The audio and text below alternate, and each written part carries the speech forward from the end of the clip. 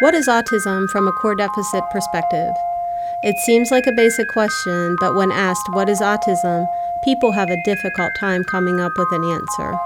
The reason may be simply because autism is a spectrum disorder. It impacts people in different degrees and in different ways. I've heard it said that you meet one person with autism, and that's exactly what you've met. One person. All people are unique, and certainly this stands true for people who have autism. However, there are commonalities. If there were not, how could we make a diagnosis? One way to clarify the commonalities among people impacted by autism is to consider it from a core deficit perspective. Core deficits are the common areas of impairment in all those who have the diagnosis. For example, people with type 1 diabetes do not produce insulin. In the case of autism, the growth and development of the brain is impaired. The human brain develops neural pathways and collaborations through experiences, relationships, and thinking.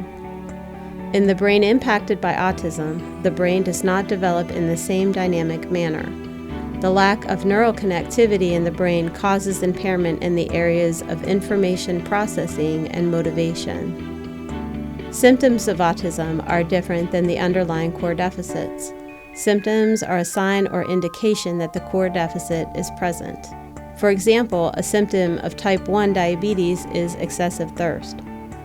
Some symptoms of autism include repetitive behavior, difficulty with social skills, unusual communication, and differences in behavior. Treating the symptoms of the disease is not the same thing as treating the core deficits. We would not treat diabetes by giving the person a glass of water.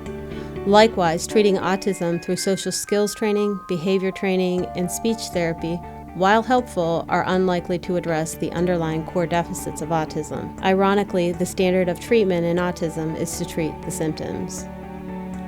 Finally, co-occurring conditions are those conditions which can happen simultaneously with any given disorder. People who are vulnerable to one disorder, unfortunately, are more likely to be impacted by a co-occurring disorder along with it.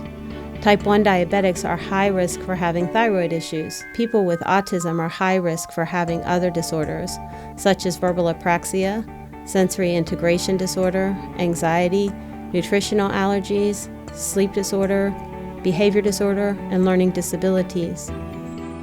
Treating the co-occurring conditions is different than treating the core deficit. One would not expect to see improvement in type 1 diabetes by treating a thyroid issue. Likewise, one may see improvements in speech growth via speech therapy, but that is not going to impact the underlying core deficits of autism. At Pathways Treatment Center, we're interested in treating the core deficits of autism. Please visit our website for more information.